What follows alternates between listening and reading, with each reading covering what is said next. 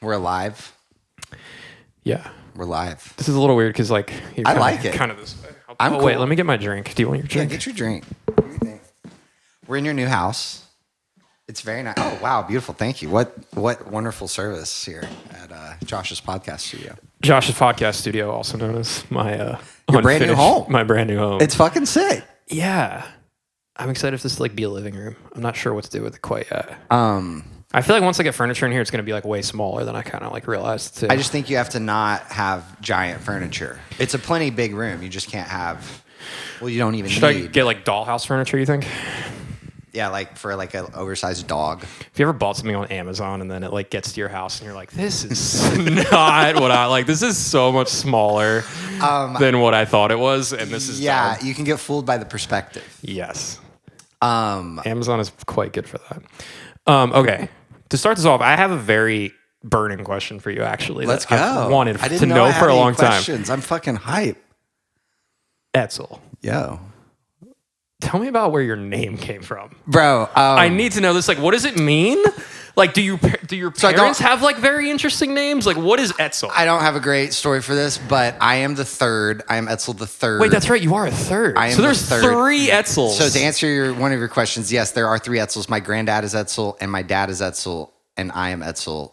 The story is really not that cool. I don't know what Edsel means. A client got on a Zoom call with me and freaked out about my name, and then they looked up my name, and then they told me what my name meant, but I forgot what my name meant. But I do know how I got my name, which is my great-granddad worked for Ford, and Henry Ford named his son Edsel Ford, and my great-granddad just ripped that bitch off. Like, he just copied it. He was like, I think that's cool, so I'm going to name my kid Edsel. And then now there are 3 of us.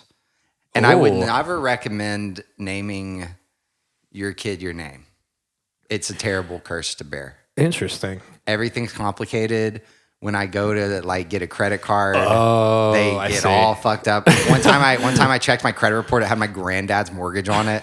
I was like, this is not the way this is supposed to go. That's crazy. I didn't think about that. Because my brother, my youngest brother, is a third, actually. Well, now I have a question for you. Are you Italian? Are you in the mob? Bonanno always gives me this impression that if I fucked with you, your uncle would come and kill me in my sleep. I mean, I'm not like directly attached or like know a guy I could call, but I mean, it's like if you search like Joseph Bonanno was like the mob leader, and I feel like I saw that. He actually one time. has like a spitting image of like my grandfather. So there's like this big secret that we're all like, and my grandfather. Wait, but passed. is your family Italian or is it not Italian? Oh yeah, incredibly Italian. So my dad actually has Italian. a very rare like eye condition that can be traced back. Like only like 30 people in the world have it, and it can be traced back to this one tiny little town in Italy that like. Damn. Had like a lead outbreak or something that like caused this eye thing. Yes. That's wild. Crazy. So I actually have to get checked for it. Like I might have it as well, which is semi-terrifying. You have to like, literally get a cornea transplant to fix it. Does it make your eye go bad kind of a vibe? Yeah, it's like a spider web or something. That's so fun. In your eye. But anyway, yes. I get big Italy vibes off your name and your vibe. Edsel, I looked it up, means rich and hall. That's fucked up. I'm neither of those things. I think you need to own it more I though. think Like I think we're Irish. Irish. I think I'm like 5'6" or 7 to be really honest. No, not tall. Hall. Like a hall? Like a hall reverb. Oh, which is kind of strange. I thought you said rich and tall, and I was like, yeah. That's a stretch, but yeah. I always think about the Italy in you. I think we're Irish, but yeah, who really? I could see really the knows? Irish. There's some like red in the like. It's hair. cool. We're all very removed from all of our heritage here in America, and I like that. I'm just an androgynous mixture of several cultures, you know. I kind of like being like undeniably Italian, to be honest. You kind of like, there's no question. Like it's a thing. Because does your family do you like cook lasagna? Does your mom make Sunday sauce? Like yeah. Well, the funny part is like she always was like prided herself in her red sauce, and then when Hannah and I like first started dating, I was like kind of flexing like Italian. Like my mom makes red sauce. She's like, oh, you'll have to make it for me sometime. And I was like, yeah, I'll have to get the recipe. Like, yeah. So I did, and I got the recipe from my mom. Did you whack it out? No, bro. This recipe is the most fraudulent. Bro, it's a can. It's just like, she's like, oh, yeah, just get a can of tomato, like, puree and put it in a pot. And watch it for 12 hours. Literally it. Literally, like, that's the secret recipe that, like, she was like, my red sauce is the best red sauce. I get it. Like, you add some garlic powder to it. And I was just like, what? I get it. My grandma's from South Alabama, and growing up, I used to be, like, really obsessed with her fried okra. I was like, man, that's the shit. Like, that's the life, like, her fried okra. You realize it's frozen. It is. It really? was, literally. Like, from Sam's Club in Citronelle, Alabama. Like, man, there's something to be said about that, like, it's not about the thing as much as it's about, like, the memory around it, or it's so true, like power that it holds to just like the memory of it. I guess that's funny. It was just frozen. What do you think about AI? Oh wow, we're going right there. Well, it's funny you said that because I've been listening. Curious. Well, I've been listening to some like Lex Friedman podcasts on it, and he just recently did like a really good one with the whatever the Sam dude is, who is like the original like founder of Chat. Oh yeah. I actually meant to listen to that. I heard it's pretty interesting. He does like, I mean, obviously he's the founder of ChatGPT, so like he's basically he's just all like, in. Yeah, he's shilling it and like talking like highly about it, and it was pretty informative and interesting to listen to. But then he did another one afterwards with this other guy, Yuval or something, who's a complete skeptic. Like, I don't know who the guy is, but I mean, he's basically like spends like 3 hours just saying that we're all going to die and that AI is going to take over. 5. So it's been a very interesting like podcast to listen back and forth. I like the dichotomy there. But it's funny you bring that up because this morning actually, I needed to like, I'm like fostering a sync deal right now with like somebody reached out about a song that like me and a friend have done, and they're like, oh, we want to use this for like a sync thing, and we're like, we've never like done this ourselves. Like we have it with catalogs and whatever every once in a while. And I was like, no, don't send them to the catalog. Like, let's just do this deal ourselves. So I was like, okay, what's the duration of the song or what's it for, whatever. And they like came back and I was like, okay, they had a budget, like not a lot, but like a couple $100. Fair. And I was like, cool, like I can handle that. And then I was like, wait, they're going to want a contract. Where do I get a sync, like non-exclusive contract? Did you GPT it? Yo, ChatGPT. Can you write me a non-exclusive sync contract for like, bam, baby. Bro, 3.5 minutes. Boom, boom, boom, boom, boom, boom. And I was like, oh. Yeah, bro. I don't need a lawyer. No. I don't need a lawyer. Like GPT lawyer, baby. Craziness, man. So I was like, oh, this is very useful. But that's the first like useful case I've found for it so far. But respect. It's definitely that's a good use case. It's definitely a reality. Yeah, it's reality. Way less cooler use case, but I've just been using it for music math. I know there's a bunch of apps out there and stuff. I remember you telling me that. Yeah. I did tell you that. Yeah. It's nice. I don't know. It's fast. I feel like I'm talking to an assistant instead of a computer. Oh, that's interesting. Like, yo, what's the blah, blah, blah? I can even type, yo, what's it the blah, blah, blah? It feels personal to you? Yeah, a little bit. Like I'm instant messaging and a helper. I think I might be a little butthurt about it because I was like, oh, I want to know what this thing knows about me. And I was like, I typed in, who is Josh Bonanno? And it was like, it knew nothing. So I was like, okay, I'm safe still.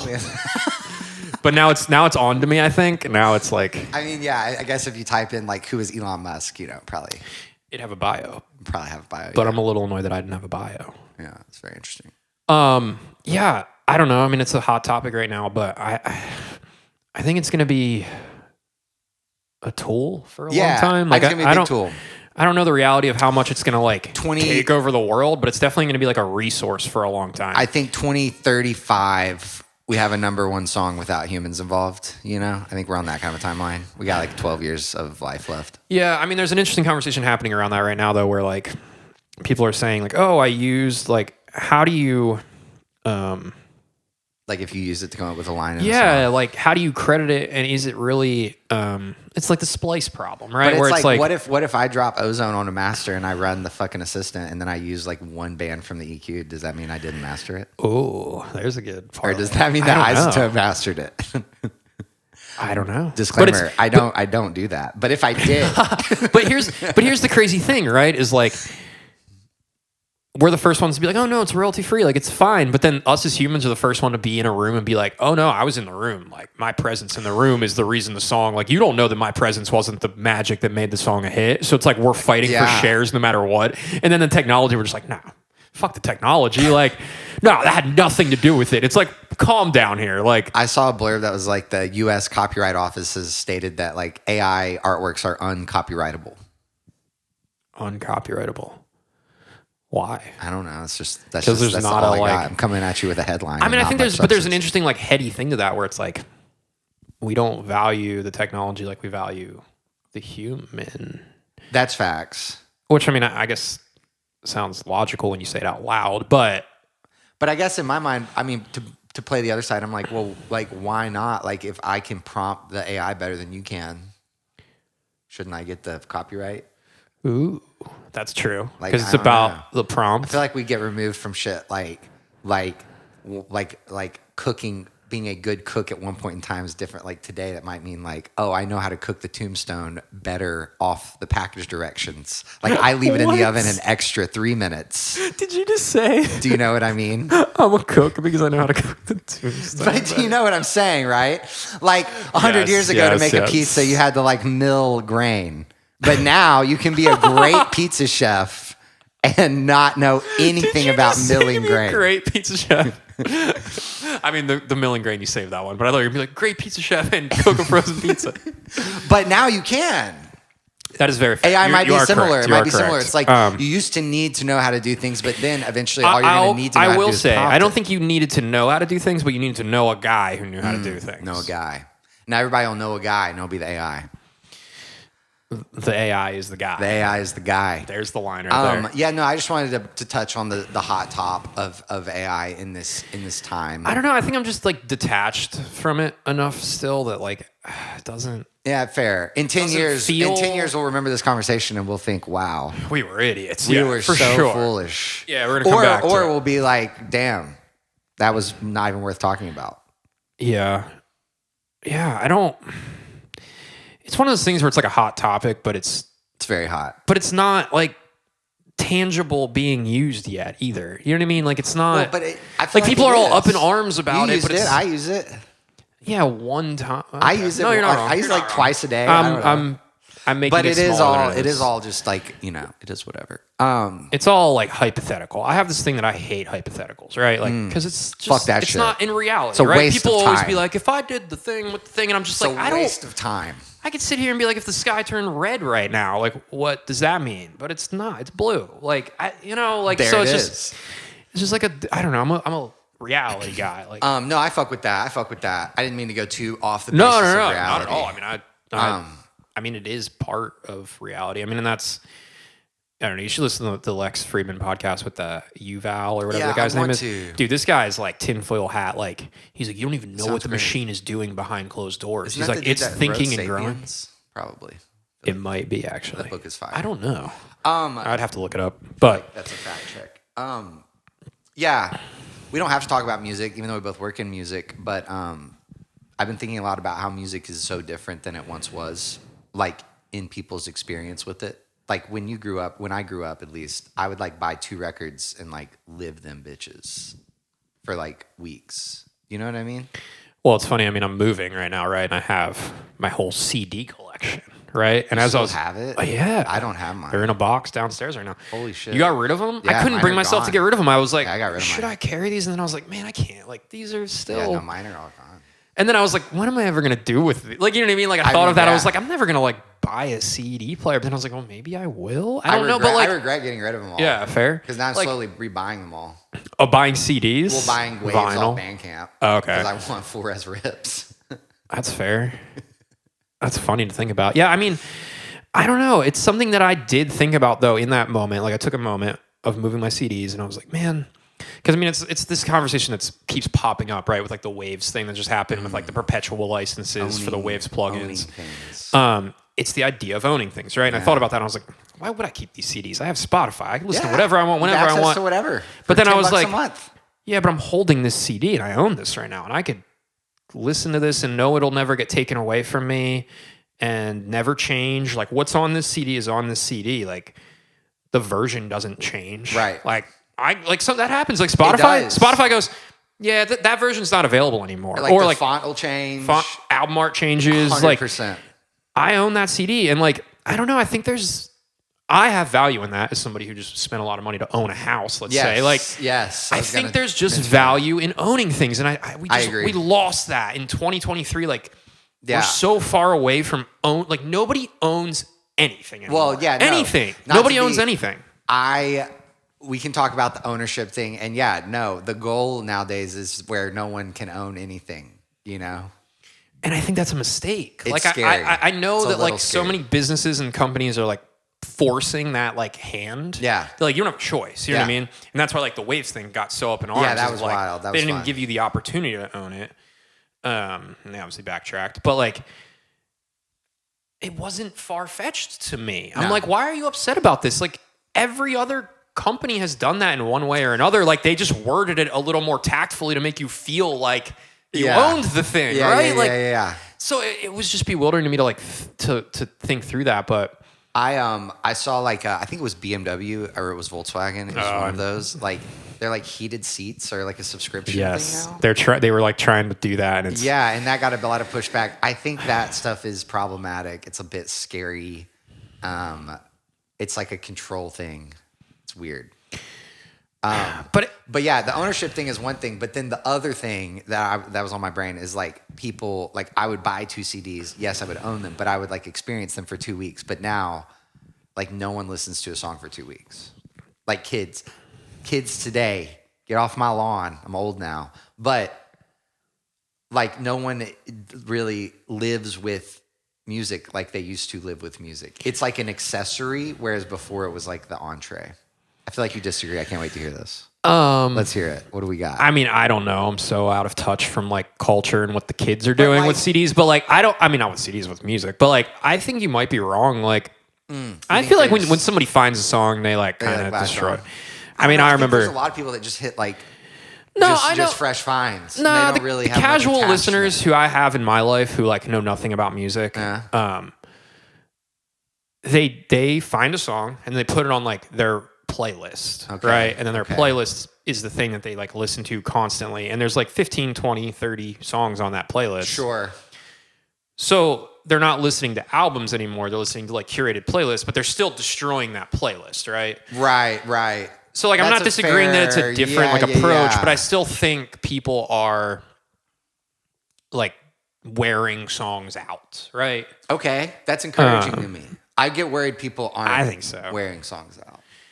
I think everybody's relationship with music is different, which even growing up thinking about that, like I was the kid who always had the CD player and like would put my headphones on any chance I got, whereas like other friends didn't by any means. They'd listen to the radio. They were just more passive with music. You remember the little fucking like thing on your keychain that you stick the little plastic. That was such a quick, like that did not last like long. That what like I remember a friend that like had that shit on their keychain for like 6 years.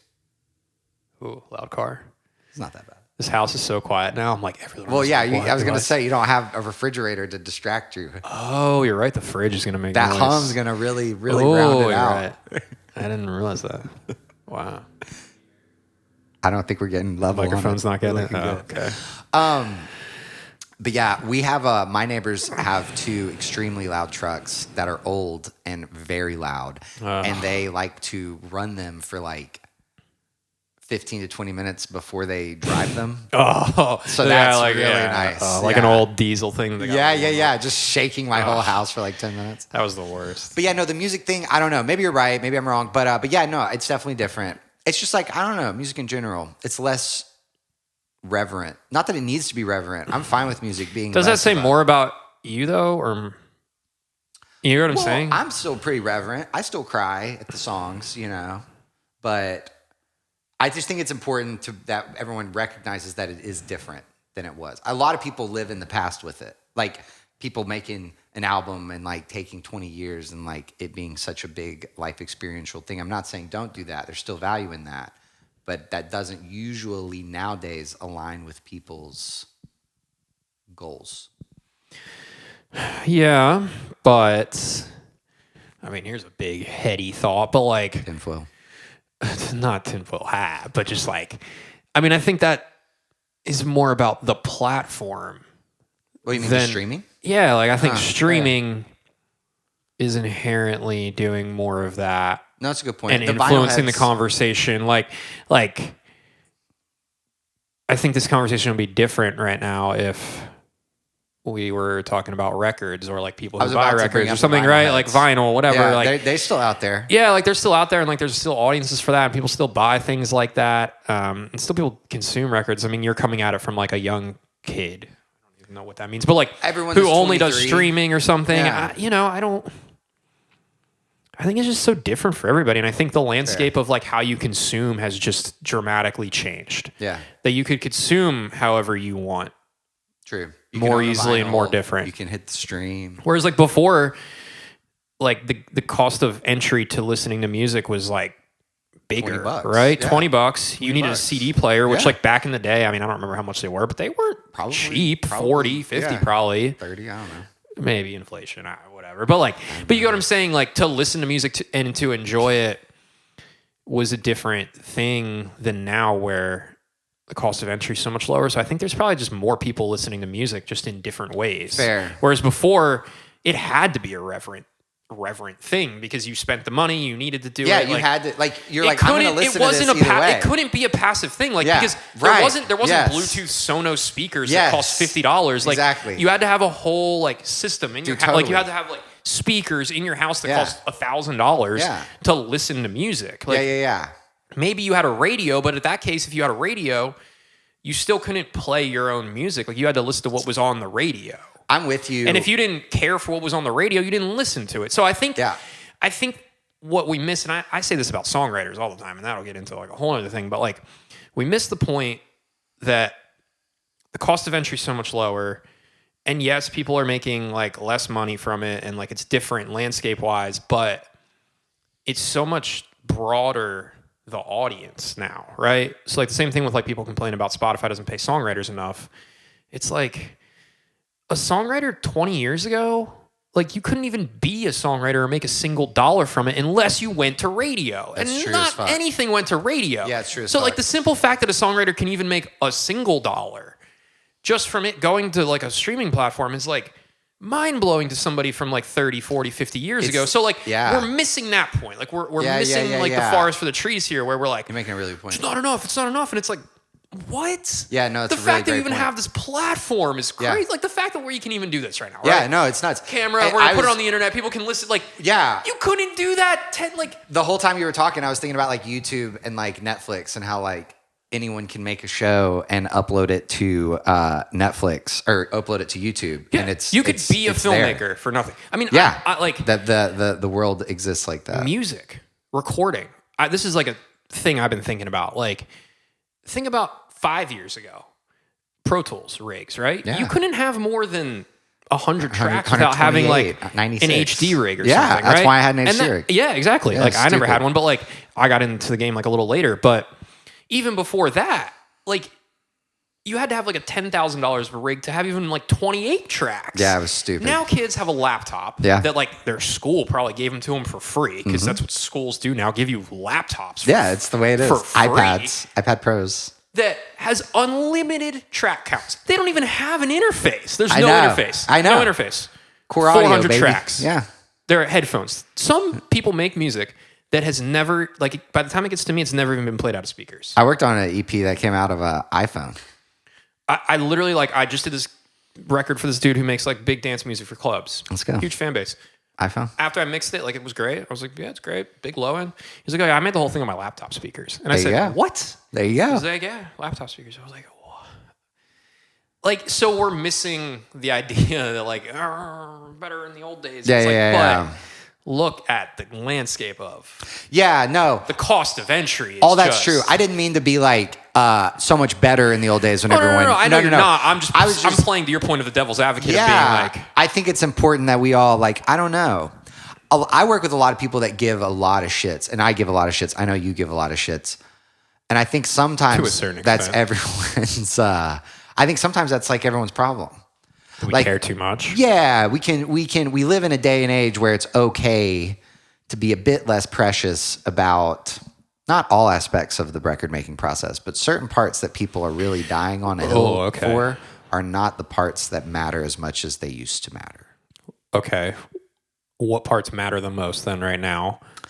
And what parts don't matter as much anymore? Like, I don't want to sound too prescriptive because I don't know everything. I don't have all the answers. But in my mind... We should have the answers. Yeah, I have to have all the answers. But in my mind, there's a lot of space now that wasn't there before for like songs that are maybe just like more fun or like dance based or like things that maybe don't have less serious. One could say less substance or something. Now, you can't have a big dancey song like that and expect people to move their hips if it doesn't like kick and sound good and like punchy, like have like an experience to it.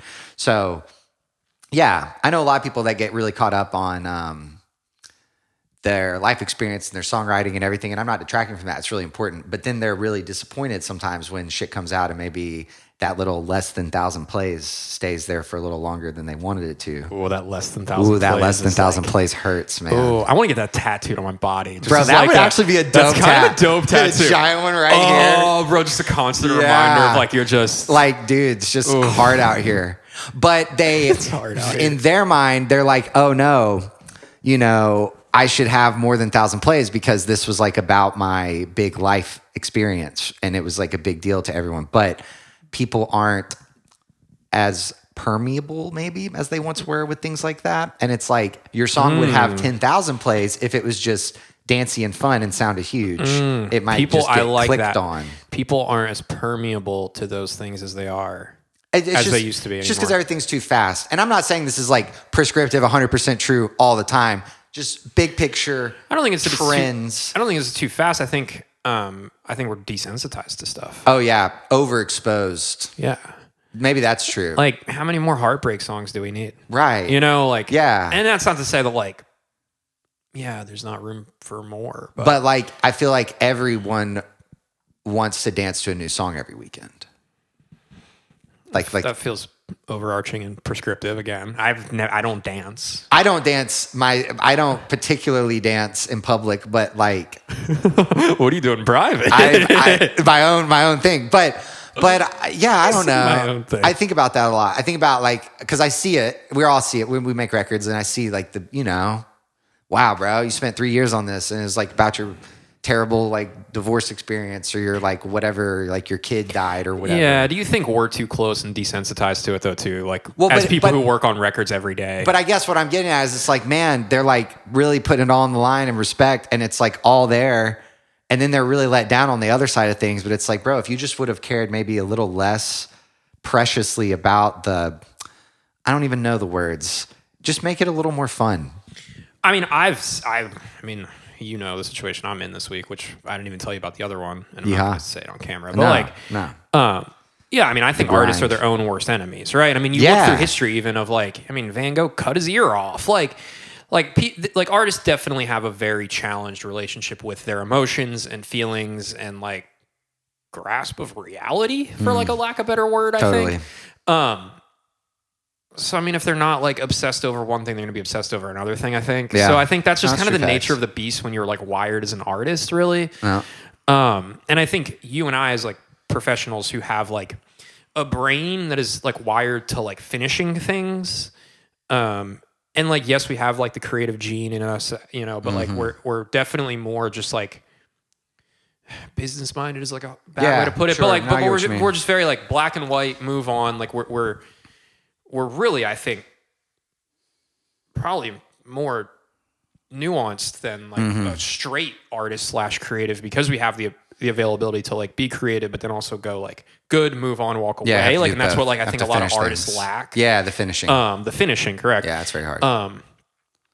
But it, I mean, I think artists are just like their own worst enemies because they get caught in it. I mean, it's, you know, the amount of times that I've had an artist come back to me 2 weeks after the song is wrapped and they're happy with it, and they go back, what if we just did this different? And I'm like, guys, like you loved it 2 hours ago. Like it's fine. I said it was fine. You said it was fine. Like, just put it out, you know? Yeah. And I tell people a lot, I'm like, I'm at the end, I master shit a lot, and people always get caught up on their things that they wish they would have changed earlier in the process when they get to the mastering thing. And I tell people all the time, I'm like, man, it's so much healthier to like complete this creative cycle and apply the lessons you learned from this creative cycle to the next creative cycle. I'm going to start using that. That's than good. It is to put the brakes on your current creative cycle and get kind of stuck and like stuck in your current creative cycle. That's a straight life lesson right there. Just end it and, that is and a take straight those life lessons, lesson. apply them to the next one.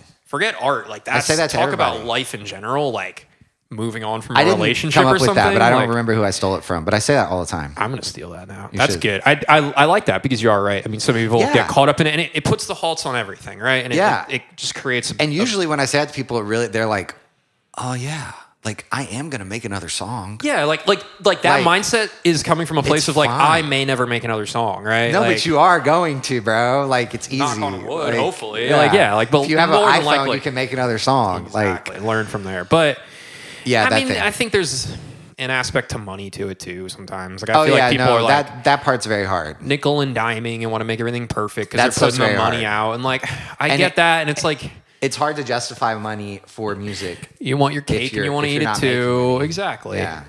So Yeah, that's real. but I would fight back that you're probably not making any because you don't have any holding it skin in the game. Well, you're holding Yeah. it so tight, and when you hold money so tightly, it doesn't come in, right? Like it's the idea. It's so of like, true, bro. Like it takes putting money out to make money. Yeah, it again, does. and maybe that's just on my mind, and I'm reminding myself of it right now as I just Have we talked about the fact that you're bought this in your house. What? Yeah. Did we do That's that? how we started the whole thing. I don't remember 5 minutes ago. I'm just here. I'm just cruising the waves of the Cruising. conversation. Yeah, I mean, maybe it's just that, but it's like, it takes like, and that's an energy universe, like, No, it's energy, whatever bro. thing. I don't get into it, but like, things in motion move in motion. Yeah, It's like when money's dude. going out, like it's gonna come back. Yeah, like, no, it's true. But if you're holding it like this, like it's not gonna attract. Yeah. And I don't like the word attract with things like that, but you get what I'm saying. No, I do. No, I fuck with all that. And it's that for sure. And when you're nitpicking pennies, like I just see artists do that all the time. They nitpick pennies, and the tangible thing that usually happens is like people get annoyed. Yep. And don't want to work with them, and then overcharge them when they do work with them. So then they're hurting themselves because they're nickel and diming the creatives they're working with. Yep. And the creatives they're working with are like annoyed, and like it's not a good relationship. So they're like, it's not good. But like when I get an artist who comes to me and is like, I pay your rate, great, I trust you, love it. I do an incredible job because now I'm freed from the like, these people are just like, worried about money and haggling, and I'm annoyed because we talked about money for 4 hours and like didn't even get to the song yet, Totally. Whereas other times it's just like invoice paid, cool, can't wait to hear what you do, Yeah, cruise. awesome, it's perfect. Oh, you need more time to do this thing? Here's more money. Like, I get people who are like, you did a great job. Here's $50.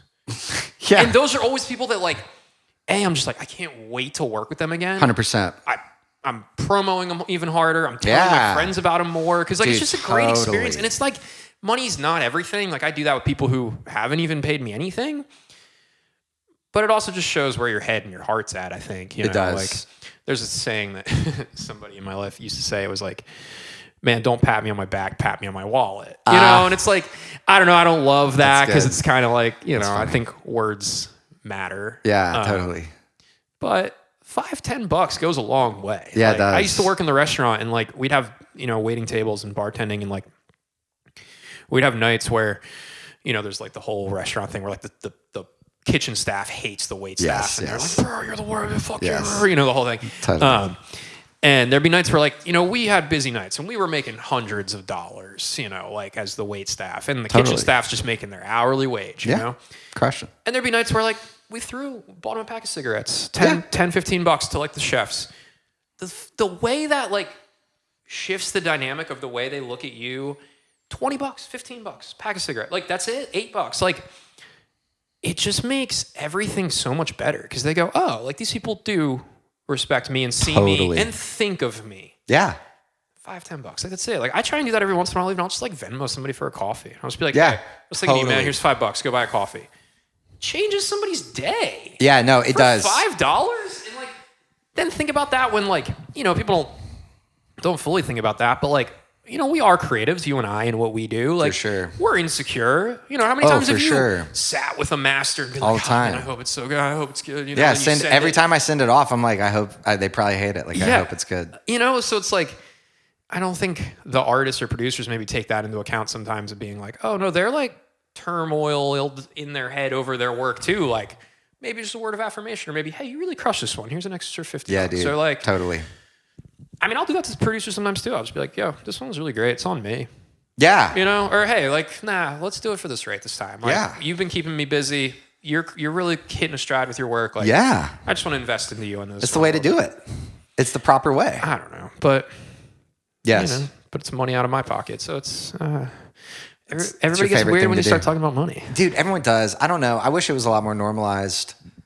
It's all a construct anyway. None of it matters. I mean, everything's fake. It's all fake. Exactly. Everything is. It's the only thing that is real is your current experience. Wow, that got deep. Got real. How do you think the world's going to end? AI. Whoa. That's where we started. Do you think so? But what does that look like? No, I don't really think so. How's the world going to end? I don't know. We're probably at the beginning of the end, you know? Like Roman collapse level shit incoming over the next 300 years. We'll be dead. We'll be fine. I don't disagree with you on the AI thing, whether that was a joke or not. I don't think it'll like end the world. It'll probably speed it up. Yeah. What next? AI or the end of the world? What do you mean? I don't know. We can talk about anything. I don't know. I don't think I know enough about the end of the world. I don't know if the world... It's not something you spend a lot of time thinking about? You know, no, I don't. Yeah. Do you spend a lot of time thinking about the end of the world? Sometimes. I think a lot about like the last end of the world. Okay. When was that? Like whatever happened. I don't know, dinosaurs or like the pyramids. Like I don't really know. Yeah. That thing. Yeah. I don't know. It is fascinating to me because I think we're all just actively killing ourselves. Yeah, it's weird. We live in the like worst place. I mean, I like Nashville, but if you put the map... Nashville's the worst place? Well, what I mean is if you put the map over the continental U.S. of like obesity, depression, diabetes, sleep quality, heart disease, early death, divorce, if you put all those maps over the U.S., we're like in the worst part of all those. Really? Yeah, the Southeast is by far, like not even... Whoa, I didn't know that. Life expectancy here is 20 years shorter than it is in like Washington State. Like people usually average age of death here is 68. Average age of death in Washington State is 88. Whoa. That's a verifiable statistic. That's depressing. Yeah, and I don't know why that is. You know, that's crazy. Yeah, I mean, yeah, everyone here is sick and tired and sad and depressed and sick. Wow. And I gotta move away then. Well, I don't think that necessarily was the goal here, but sell the house. Sell it. We just got it. 1 weekend, sell the house. Paint it and sell it for another $100,000. I need another 20 years of my life. I gotta move to Oregon. Wow, or Washington. But I mean, it doesn't mean you'll die young here. We don't live in that statistic as much as like, you know, the 50, 60-year-old person that's already obese and has diabetes that lives here. Yeah, but we're on track to be the 50, 60-year-old. Yeah, but we aren't going to get obese and have diabetes. How do you know that? Because we know better.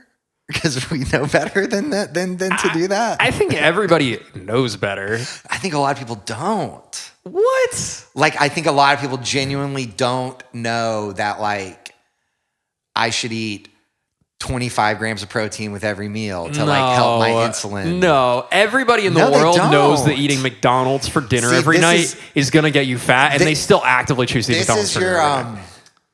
I know. This is your Northeastern privilege talking. Is it? Yeah, No, this is you're what? raised. You came from the better place. Like you were taught. You were taught that. No, I think genuinely at this point in 2023, people know it is not an education problem. See, but I think it's a human problem. It's the same like reason that I know drinking 4, 5, 7 days of the week is a bad thing for my health. I still do it. Like it's yes, that is true. Self-control issue. But drinking, let's pause there. But going back to McDonald's, like McDonald's works really hard to make it seem healthier. Like as time goes on, like and alcohol and weed and every other substance doesn't. They try, but you know that. Like our generation does know that. I think there is like some age thing here.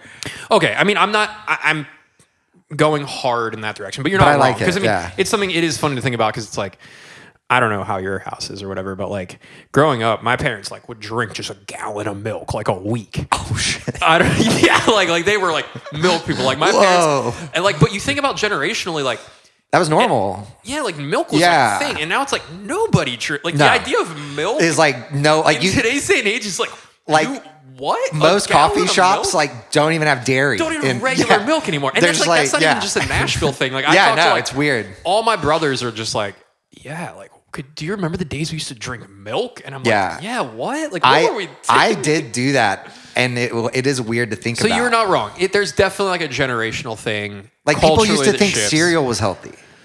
It's like literally just sugar and like bread powder. Did they? Cheerios, heart health. Remember those fucking commercials? But anyway, I think they're still like really pushing for that though. Too, like to me, it's like Cheerios heart health.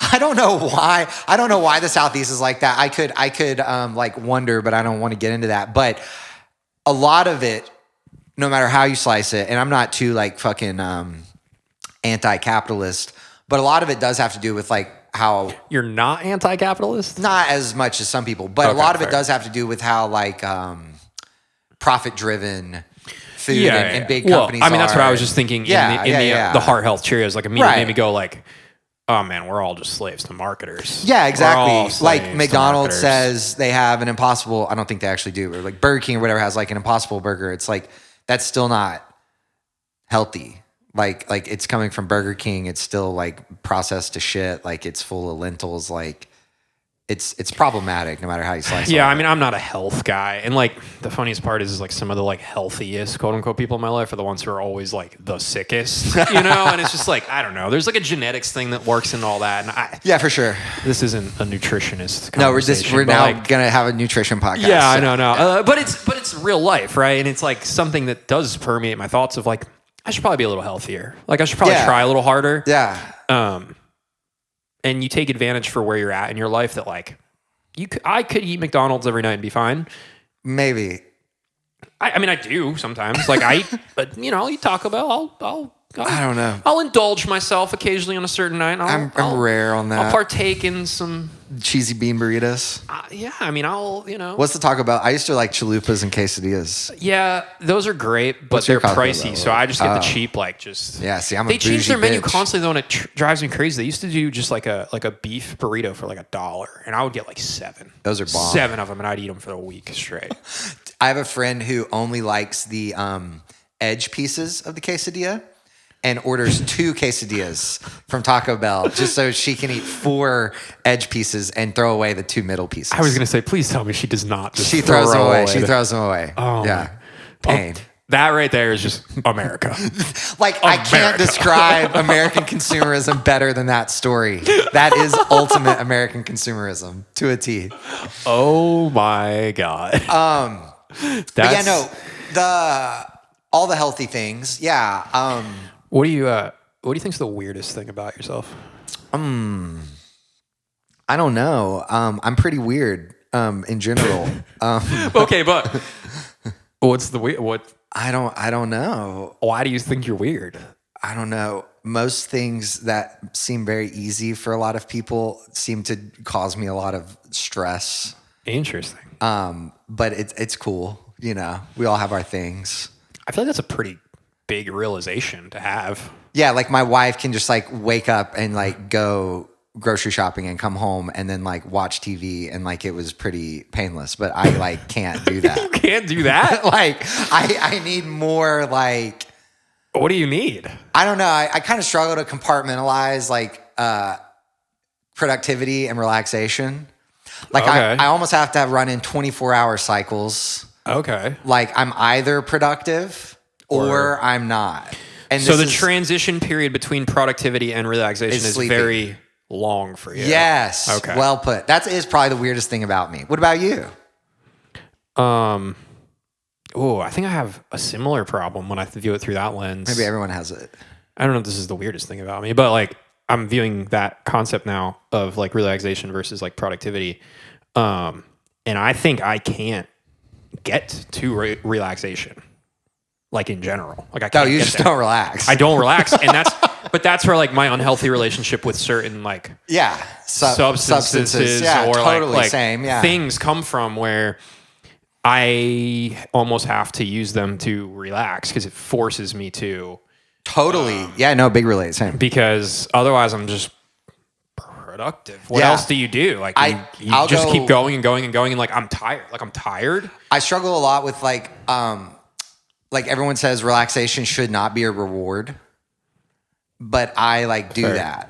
I'll like bust my ass for like 4 to 6 days, and the whole 4 to 6 days I'm like, oh yeah, like in 7 days I'm gonna watch Breaking Bad or whatever I'm gonna do. Yeah, see, I don't have it as a reward system. It's not healthy. Don't recommend. I'm trying to break that. Like everyone says that it's bad. Like rest should just be part of your work. It's like all included in the productivity. It's a very interesting thing because I think everybody probably has a really hard relationship with that. Yeah, to some extent. Like hearing that from you, being like it's a long thing for me to get to the like. Yeah, it's so weird. It's so annoying. I need to sleep to then have a day of relaxing. But it's like I wake up, and if it's at 9 a.m., if like a master comes in or like anything comes in, it's like, okay, cool, today's a work day. And it's like I don't even yeah, I'm the same way. It's like, okay, cool, yeah, great. Back to the grindstone. But it's good. I love it. It's not like that. You just asked me what was weird about me. That's my answer. I'm a weirdo. Everyone's weird though. I don't know if that's like weird. Maybe it's weird. I don't know. Maybe some people. I don't know the weirdest thing about me.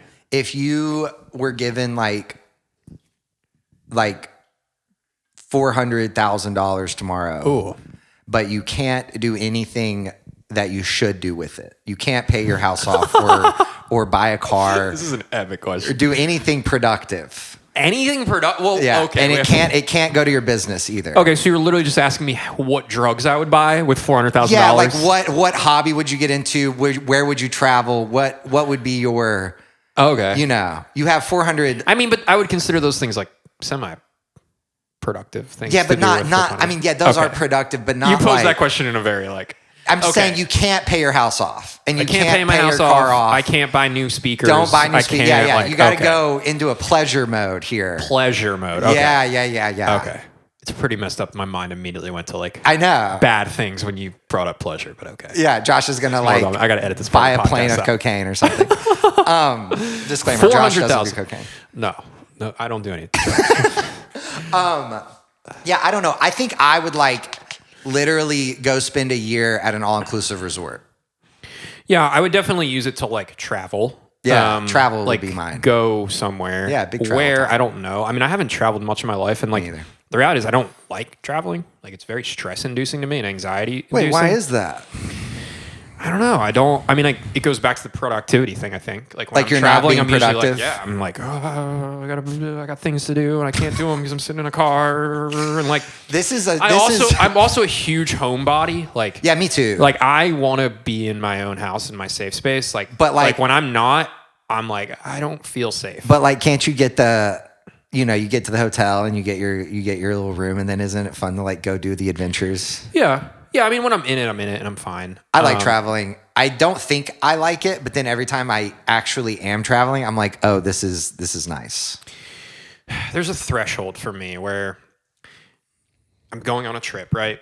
Leading up to the trip, I'm miserable. Like, miserable, anxious, awful. Start of the trip, awful. Airport, driving there, getting there, whatever. Like, vibe. Like, getting, like, it's awful.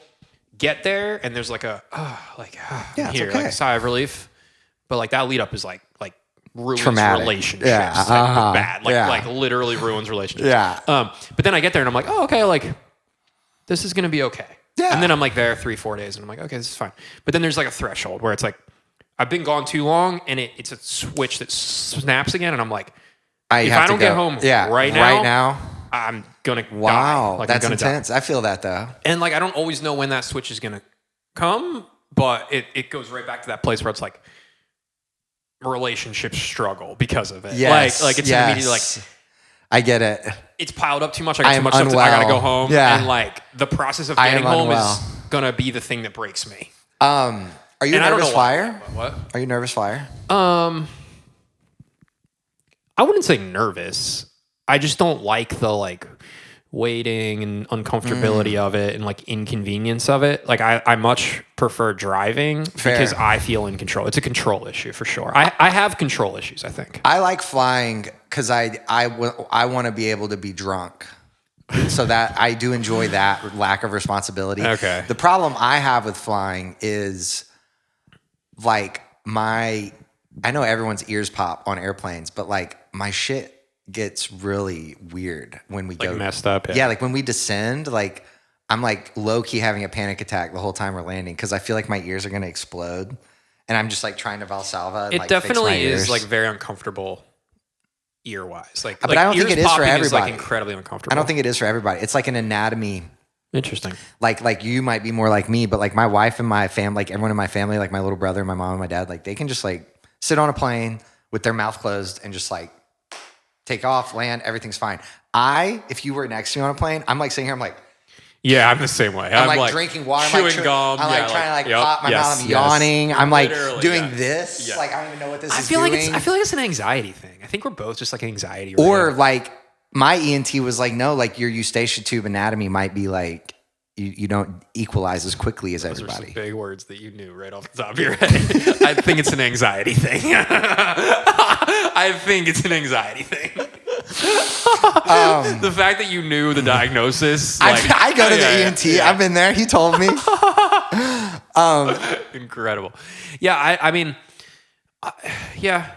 It's just control. Curious. Driving, I feel like. Yeah, no, it's fair. For some reason, I feel like I got like hyper speed there by some crazy. It's way slower. Yeah, I know. It's like, no, that's the point. It's like, it's way slower, but for some reason, I'm like, no, I'll get there quicker because I'm in control. Like, I have the power, you know, which is so not true. Like, but I will say, because I mean, so I go to New Jersey from Nashville to like where I live, and then you drive it.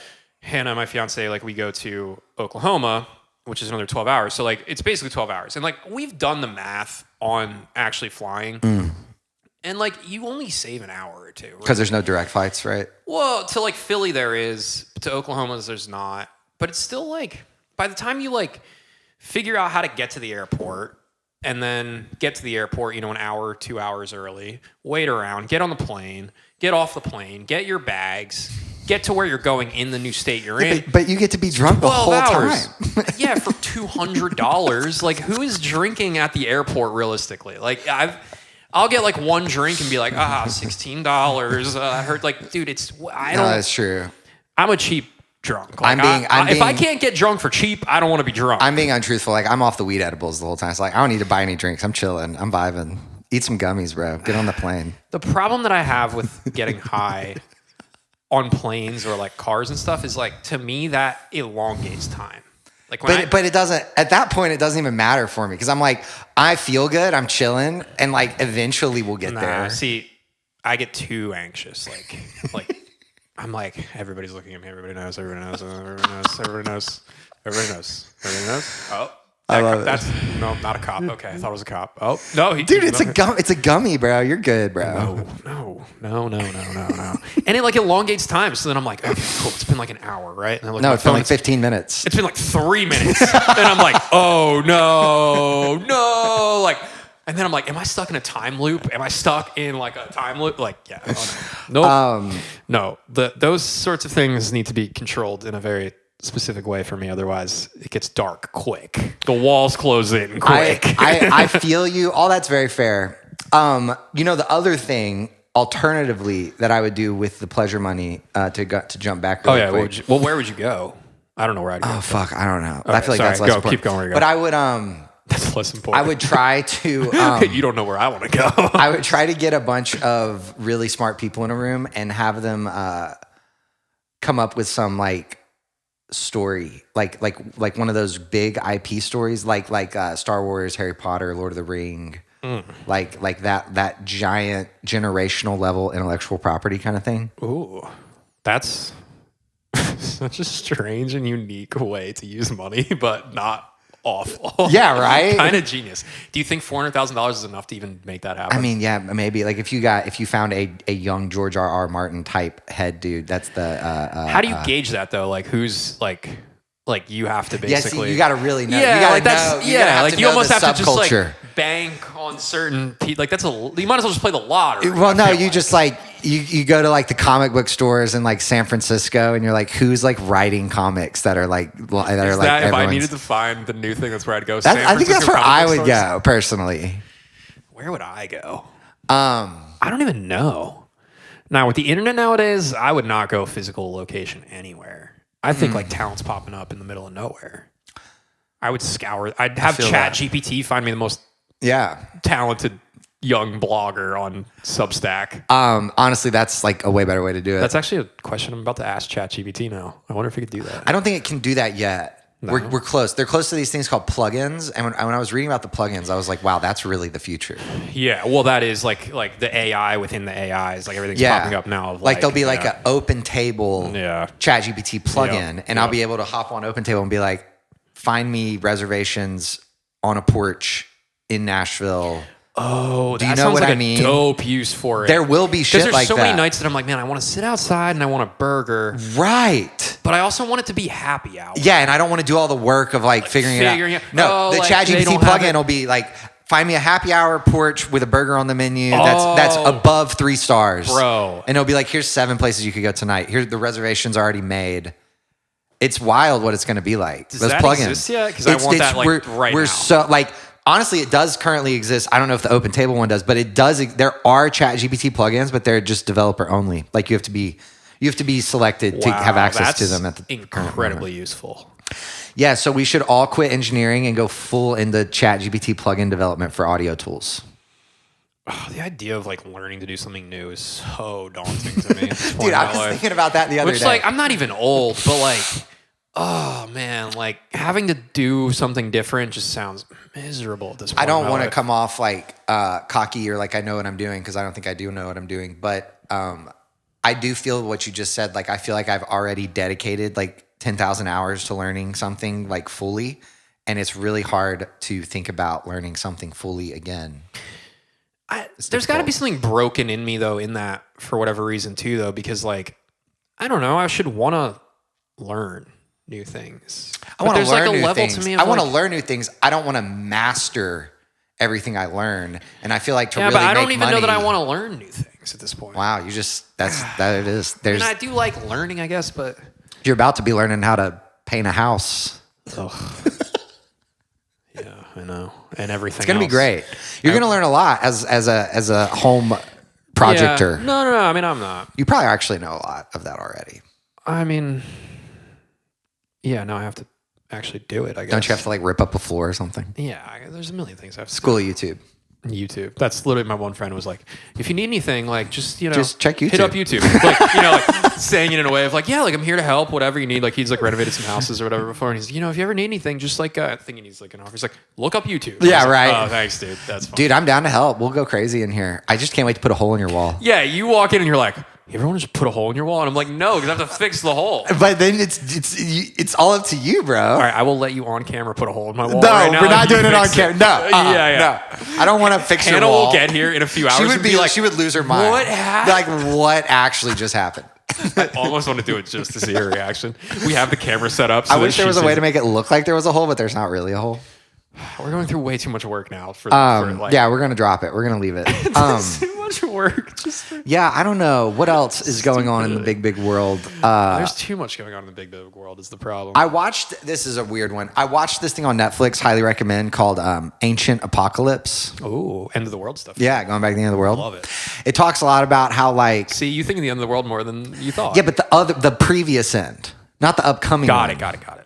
The pyramid thing is pretty crazy. It talks a lot about how like all these cultures in the world at like pretty much the same time in history, all on different parts of the globe, kind of all stopped being like hunter-gatherer at the same time and kind of all started planting crops and settling all at the same time, all spread across the globe.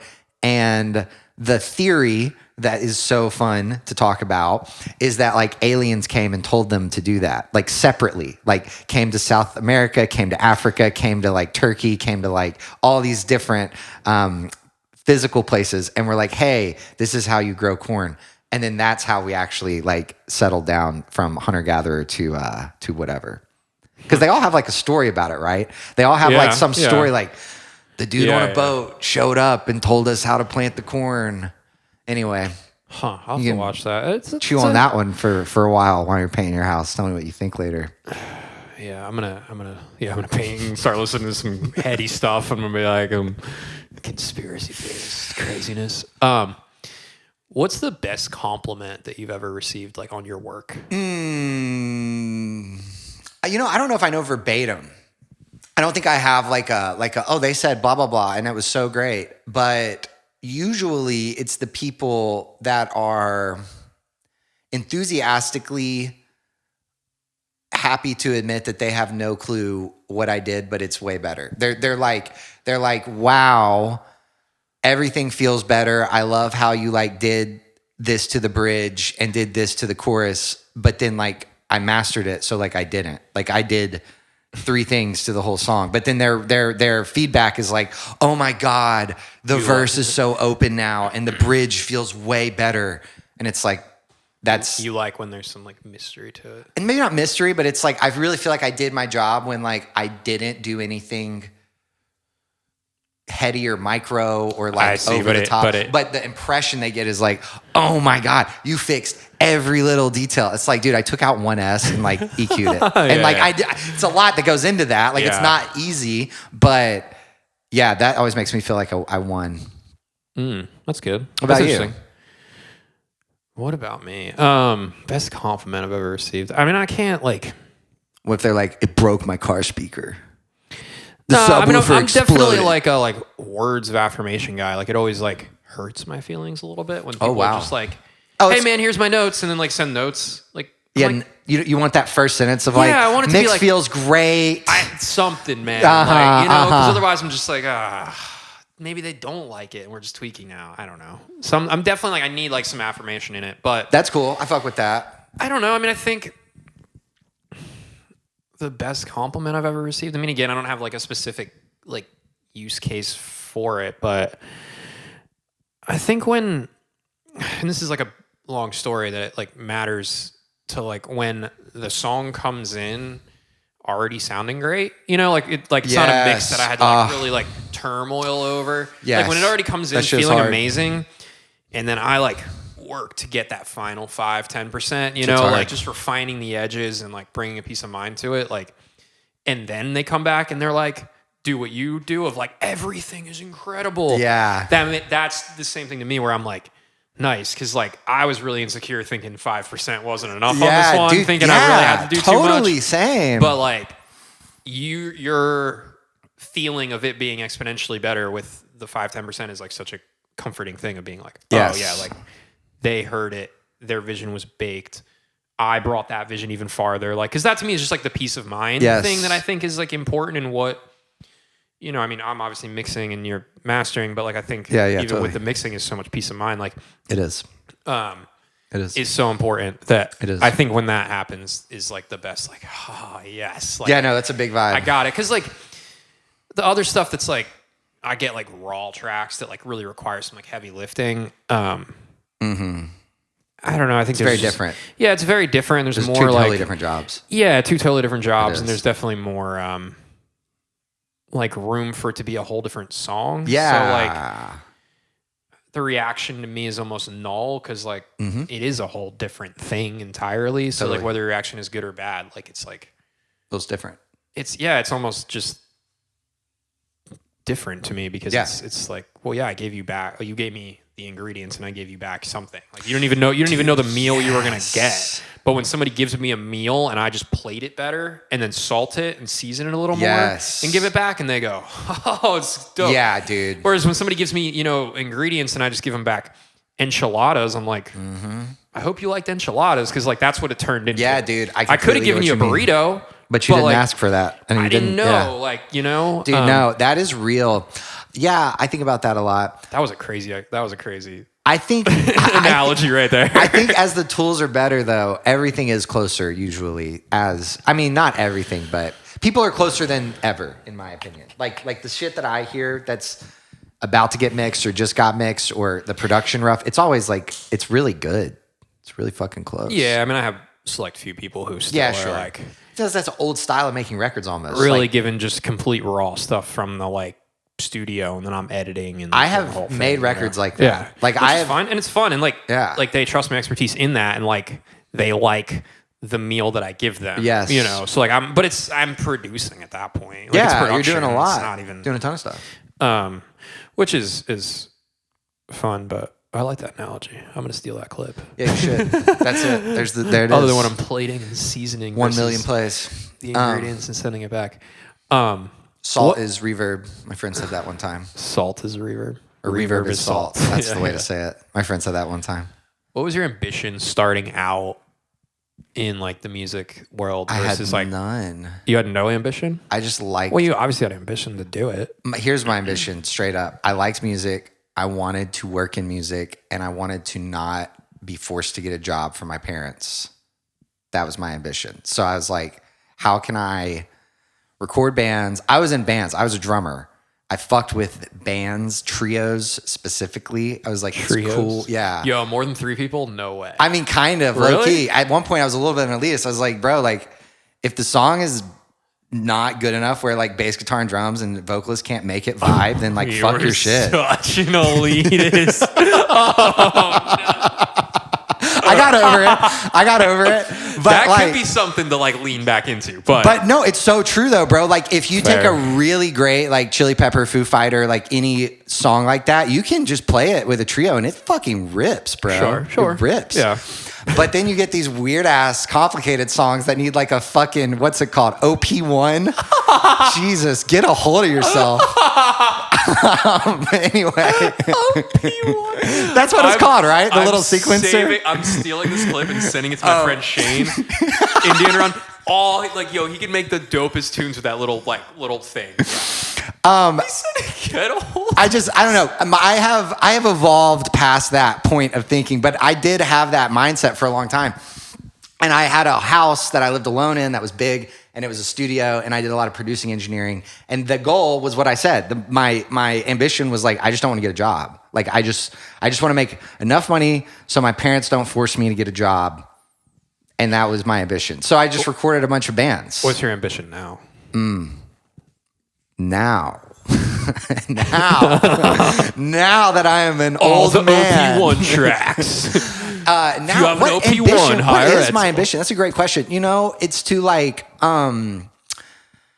this sounds so like whatever kitschy, but like I just really want to help people get their music out there. I know it's like so basic, but like I've been on both sides of that multiple times, and like it's hard to get your shit out and done, like mentally and technically, like money and like dealing with people management and like getting the communication, getting it all done. So yeah, I guess maybe that's not my ambition. That's like my actual day-to-day. I just want to help people. I want to make music making easier and sort of like make it less like transactional and more like, I don't know, experiential. People experience music. Yeah, you've said that to me before, like the experience of it. Yeah, I think there's a lot of this with the experience. I don't know. I mean, we've talked about talking about that before, like that. I think there's a larger conversation there that like I think that's not something that is done currently in today's modern landscape of like there's not much room mixing for it. or mastering, but like yeah, the experience is huge. Yeah, there's not much room for it. I think it's a little problematic or complicated because like if you're spending a lot of money on a song and you're on the email thread with the label people and the A&Rs and it's like, you know, things are actually moving, then it's really hard to be like, hey, I'm going to like go to the studio and just like listen for like 6 hours. Everyone's going to be like, what the fuck? You're wasting our time. But I think there's like a time and a place for that. It can be important. It can to go back to like the return of things. I mean, that's how you used to have to do it. Yeah.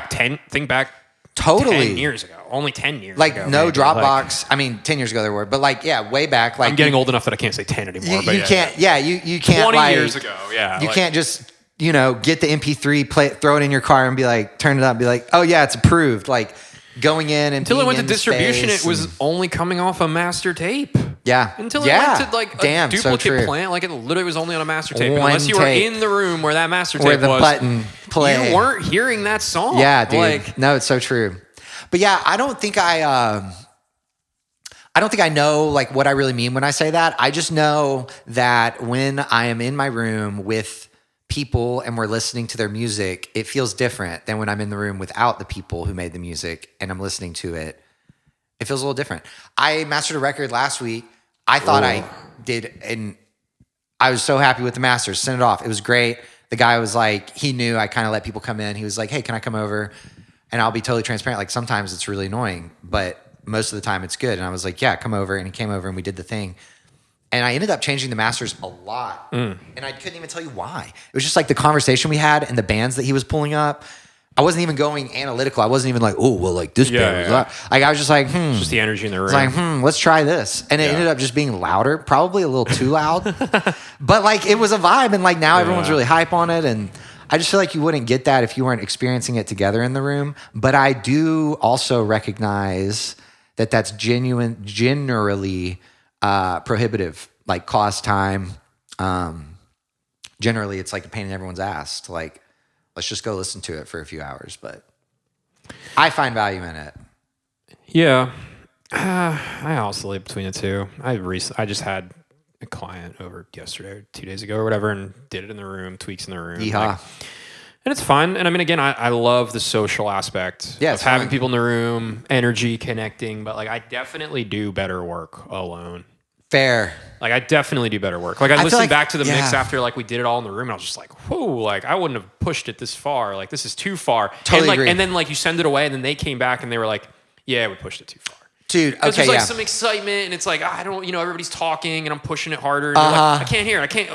We're here now. Like, and then it's like you come back and you're like, okay, that was I do think that like, I agree with what you said, but I also agree that like sometimes pushing it too far for you is like a good win. Well, you kind of have to push it. And like you wouldn't have done it alone. You're right. And then it's cool to do it. Yeah. So I feel that a lot in my world. I mastered a record like a long time ago. I think there's got to be a balance of the two. Like I think there's got to be a time where like us is what we do as finishers, like have our time where we're like okay with it and know it intimately, and then bring in the energy and like let's have some craziness, let's do something. Yeah, try something really weird. Get weird, break it. Yeah. And then let's walk away and let's return. Totes. And finish it in maybe like an intimate sort of way. But mastering's a little like, I don't know, it's problematic in that part because like I feel the dichotomy sometimes. It's like you're the mastering guy. We have already done all of the diverging and like changing, and like now we're coming to you to converge and finish,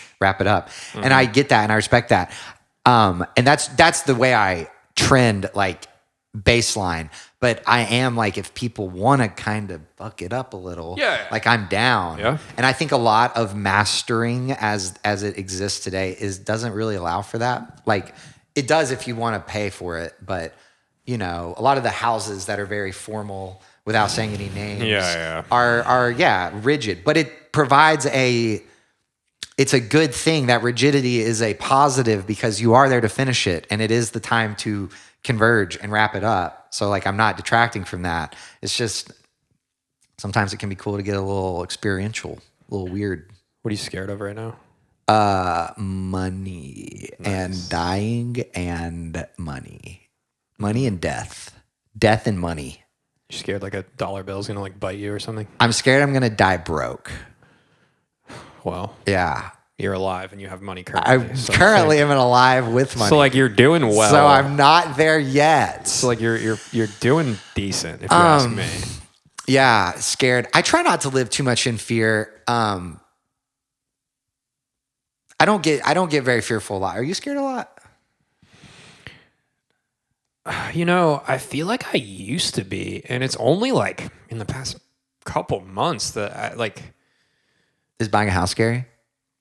I think I'm like just so busy and in it right now that like I don't know that I've had time to like be scared, think about the fear of it.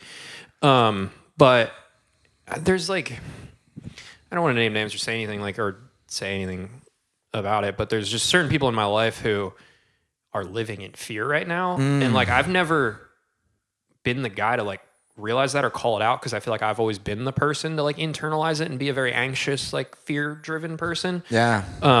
But seeing this person in my life, like constantly just go immediate to like the worst case scenario and fear and like, and I'm just like, what are you, stop doing that. Totally. Because like we can't live like that. It's not a good way to live. So like me having that like reaction to them doing it, makes me go like, oh, maybe I'm not as fearful as I really thought. Like maybe I am living just in a little more of an open-handed thing. I mean, and my life has changed dramatically in this past year. So yeah, absolutely. I think I have other issues now, but like I think that's definitely an issue that like I'm like, oh, it is what it is. Yes. Like I feel much more like at peace with that, and I think the realization of that has helped me realize like, cool. That's really cool. Like you live with that more open-handed now that like it's not a thing, and that helps my anxieties at time to like ground me more in just like one thing at a time, moment by moment. Yeah. Like, no, for sure. Like the world's not ending. Like it's not as big of a deal as you think it is. Like, Totally. So I think a lot of creatives make decisions based out of fear. Oh. I mean, I guess everybody does, but I even mean like within our work, like a lot of people are making decisions about the work fear-based. They're like, I'm scared it won't be good enough, or I'm scared it won't be loud enough, or I'm scared it won't be... Scared my mom won't like it. Yeah. Scared I'm going to let scared somebody I'll down. be judged for the verse 2 line. Yeah, that's all really complicated. What are you afraid of? What am I afraid of? Like on a just... Yeah, I guess I asked you if you're afraid often. We didn't really get in. I'm afraid of money and death. Are you afraid of failure? I mean, I'm definitely like scared of money. I think I have a different relationship with that as like, again, as life has progressed and like I feel like totally. I am at an okay place financially. Yeah, no doubt. Knock on wood that like will continue like, okay. I don't know, the economy doesn't look great right now, but like... Yeah, it doesn't. Yeah. I mean, I'm fearful of that, of being provided for and being able to provide, I think. Yeah, no doubt. That's always the one. It's always big. What else am I scared of? I mean, yeah, I'm scared of... I just want to be liked. Like, I want people to like me. Oh, yeah, respect. That's really all I think drives me a lot. You're liked, like, Josh. I like you. Yeah, but I want to be like... This is so egotistical. Like, I it's okay. But I want to be like the best. Yeah, right? Like, I don't want to be liked. I want to be like... Love. Yeah, dude, I know what you mean. Wow, that was such like an inner child moment. It's like, I just want to be loved. No, like, I struggle with that too. Sometimes I feel like lately I've been less concerned with that. Such an ego thing. It is an ego thing. There's a lot of freedom in being like, I don't really care what anyone thinks of me. I'm just going to do my thing. But then that is like... I question those people so much. Nobody does that, right? Nobody does that, yeah, right? Nobody really does that. And it's like they only do it... That's an red flag to me that I'm just like, oh, you're so... It's like the hipsters. It's like, yeah, I'm not hipster. It's like, that's just the most hipster thing you could say. I don't know many people like that, but everyone I know that is like that, like, I don't care what anyone thinks of anyone. They all do that after they're like really respected. Like they all like get really respected. Easy for you to say, right, Mr. Right. And I always think Tom that's Cruise. That's kind of funny, right? It's of course, very convenient, right? Of course, you don't care what people think of you, fucking like Leonardo DiCaprio or whoever you are, like Elon Musk. Yeah, like you're already like exactly. I always think that's kind of funny, but yeah, I feel that that's a real fear. That's super honest. Yeah, I'm the same. I mean, I guess that's just like the most human thing. Really, at the core, I guess anything would lead back to that anyway. We all want to be included in the tribe. We don't want to be outcast. Oh, yeah, there it is. Into the woods. The hunter-gatherer, right? Yeah, my head's there a lot lately. I got to reread that book, Sapiens. I think that's great read. Yeah, Sapiens, great read. Insane read, honestly. It deserves a second read. It'll break your brain. I should read it again. Yeah. I actually, admittedly, never finished it. Bro. I got You're out here heroing the book. I'm out here hearing a book I didn't finish, but I can still hero it. I guarantee it's worth it. I want to read more. Almost finished it. I want to read more. I love Kindle? the idea. Are you a real booker or a fake? I'm a real booker. I had an iPad for a little while. Okay.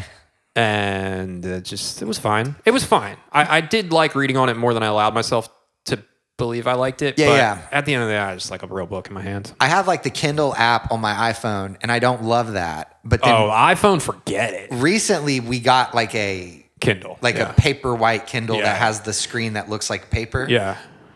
Really, honestly, I'm really liking it. It's really cool. I like reading on that. Yeah, I liked the availability of it, that I didn't have to wait for Amazon to ship me the book. Like if I want to read a book, I can get it right then and there. Right then, yeah. But again, it comes back to I like owning a thing. Yeah. And when I buy a book, if I'm spending $10, it's on the shelf. I want this thing look in at my it. hand. You can hold it. Yeah. Like nobody's taking that book from me. Nobody's changing the you words can burn without the book. me knowing. Yeah, like that gets into some crazy type of stuff. But I own it. Like, what if they start changing the words of books on my Kindle? They probably already are. They probably already are. Found a typo. They're probably going to change that. Absolutely. They're not fixing it in my book. No, you get the typo. So, I'm a paper. This goes back to even like how I do my to-do lists and like tasks. Are you a writer? Pen and paper. Pen and paper. Pen and paper. Can't do it on the phone. I do it all on Google Calendar. Pick this thing up. You're on Instagram? Oh, Instagram, responding, doing whatever, TikTok, love it. Yeah. But like the amount of times that I'll like when I'm mixing, because I love to have like the BPM in front of me with like the tap tempo stuff. Smart. I'll literally be like, oh, cool, I want to dial this reverb thing. Oh, let me pick my phone up to like get the tap tempo. Open it. 35 minutes later, I'm like, oh damn, I was supposed to be mixing. I like texted a couple people. I like watched through Instagram. I went down a rabbit hole of I like, sent you like a 15-minute long voice we're message. voice texting back. I'm on the phone. And then I was like, I look back up on my screen and I'm like, I was setting the delay time of that reverb. Oopsies. Yep. That That's was real. 30 minutes I'm not going to get back. That's so real. So like, yeah, the phone is I literally try and leave it in the other room a lot of times. Smart. Because like I'll text on my computer anyway. Yeah, me too. So it's not like I'm like disconnected, but it stops me from like picking it up, which then I just like tab over to my desktop and I'm like, Instagram, scroll on the desktop or Facebook. Yeah. Or something, you know. No, Instagram's on my desktop. I feel I do what you said, and then when I leave my phone outside, I like don't speak to anyone with an Android like all day. I really hate how I can't. No, they do the iPhone now. They don't come Forwards, to my. yes. They don't come Yes. to my. You have to. It's a setting They come to my in laptop. iMessage. Yep. In Correct. my laptop. Yes. What? It's like a button. It's a button. Yeah. It's a button. The button I have not pressed. I needed it because when I got my new computer, I was like, oh no, this is catastrophic. Like my old one let me do this. I was like, I have to find the setting immediately. And that it's doable? Yeah. It's like forward text. I haven't ever message or really something, dug in. There are a lot of settings. Yeah, I mean, I love my Macs, but they constantly change stuff, and it's like, oh, this wasn't a thing before. And now it's Yeah. I hate how now when I install anything, I have to like provide so much security clearances. There's like 7 new dialogues you have to click OK on. It's really weird. Bro, our information is just being out there. I mean, it's out. Yeah, when I was closing on the house with Sam, we were like the lawyer or whatever who was there, like signing the papers. He's like, now what's your iLock account name? Got into for a house. Like we need it right Well, I gotta know what plugins you have. We have to make sure you're legit. You say you're a mixer, and like at the firm, we know plugins matter, so we're wondering if you have Ozone. We're just gonna need the iLock. I don't see auto tune. I can't approve your loan. Yeah, I'm so how sorry. are you gonna mix the next record without auto tune? Like that's hilarious good. as That's good. Which I mean is funny because it was the joke. Like literally, she was there and she was some older, middle-aged Karen lone style person, woman, right? Yeah. Banks. And she's like, I had to go to get my license renewed, and they asked for my birth certificate, and they were taking copies of it, and I was like, no way, I'm not doing that.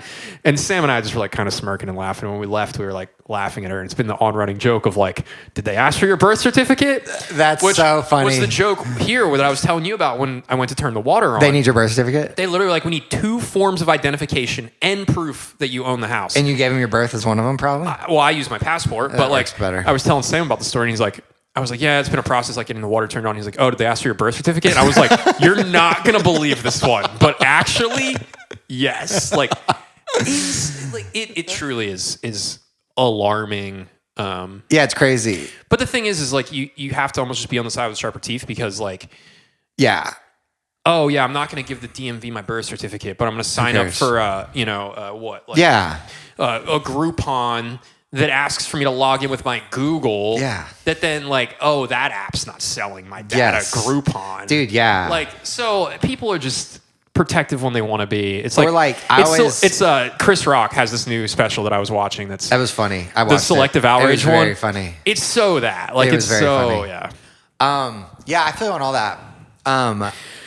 Our data is very leaked. Especially our generation. I can't even think of how many sketchy websites I've typed my name and email into in my life. Dude, hundreds of thousands. I still I don't use Snapchat anymore because I'm an adult, really. But Same. I have a couple friends that still use it, so I keep up with them every once in a while through there. But every time I get on Snapchat, it's all these spam accounts that added me. That's added by your Snap code, and I'm like, where is that? Yeah, where is that on the internet? When did 13-year-old Josh think that was a good idea? Yeah, to put no, out seriously, there, but yeah. it's out there now. No, same. And it's all my real name. I always use Josh Bonanno for everything. Yeah. So yeah. and it's terrifying. I mean, we're going to go back. There was a podcast that I had listened to years ago, I guess at this point, where they said that, like, we're going to go back to a time where privacy is going to be a thing. Like you already see it. A lot of people don't even put their picture as their like totally their like face as their picture anymore. It's like it's a lot of like people are coming back to like the like emojis, and meme-emojis, and like you have like an online avatar that like you still have a life outside of it, and it's an interesting concept. That I think we will move in that direction. Well, there's no other direction to move to. Yeah, because we're already in this one. Other than just like uploading a fully naked picture of my body. Like, this is me. With my social security number like tattooed on my arm. Like, I can't give any other information out. And that probably exists somewhere on the internet anyway with AI. Somebody probably could just do that right now. And it's probably close enough that like... Sincerely. I think with like decentralized finance and everything, like we will be a lot more anonymous in a few generations. We have to. Like you'll be able to buy things and do commerce online without really ever like people knowing your bank info and stuff. I mean, again, we have to because that's impossible to do right now. Like if I wanted to buy something right now without anybody knowing, I'd have to go get cash, which even at that point, somebody would know I got figure it cash. Out. Yeah, your bank still knows you got cash. Yeah, like, it's insane. Start filling your walls up with cash, bro. That's probably what I need to do, realistically. Now that I have the space, you know. I'm not going to say that out loud because everybody's going to. There will be no cash in this house. I come to the house and everything's still here, but the walls, like, there's no sheetrock. Insulation is ripped from all the walls, and like my gear studio untouched. Totally fine. Yeah, exactly. They were just looking for cash. What if there is cash in the walls? I don't even know about it. It was an old lady who lived here. She might have hid shit in the walls, bro. Should we punch a hole in the wall? We should punch a hole in the wall. No, I refuse now. Now I'm like against it. Well, now I'm for it. Edsel, this has been fun. This has been so great. Is there anything you want to tell the people before we sign off? You know, I don't know who will watch this. So I don't think so. This was a blast. Love Josh, Mr. Bonanno, and his mob ties. Very dangerous individual. Don't leave with that. No, this was great. I have one thought. If any young engineers watch this that are like young and like think they know what they're doing. Don't use the word young. Define. Not even age. Young in your work. Okay. Young in your work. Green. Yeah. Green. Yeah. If you feel like you don't know what you're doing yet, like really try to put yourself in the perspective of like you're sitting in a car and you're listening to something you paid for, and that will change the way you work in a positive way. Like it's really easy when you're in your studio and you have the multi-track and you can solo the bass and you know that you widened the mix bus or whatever the fuck you did, that you think it's like winning and you think it's really cool and you think you're really doing something really fancy and important. But then like delete all that and just go listen to it in your car or in a way where you don't get to see a screen, and imagine you paid for it and then think about your work. That's the only thing I would like to say. And if you're listening to this and don't have a car, then I would just give up, honestly. Just quit. Just play it on your phone and put the screen. Yeah, honestly, just get a different career. Like I banking potentially could be the thing. I don't know. Josh, do you have any closing thoughts? Nah. This was great. Nah, we hit it all. Can't wait for the next one. This is fun. Cheers. Thanks for joining me in my unfurnished home. Yeah, I can't wait for the furnish. We'll come back for episode 2 with furniture. Yeah. And the empty walls. And the empty walls. Friends. Okay, cheers. Peace. Fist bump. Sure. Sick. Bye. Bye. You should end everyone.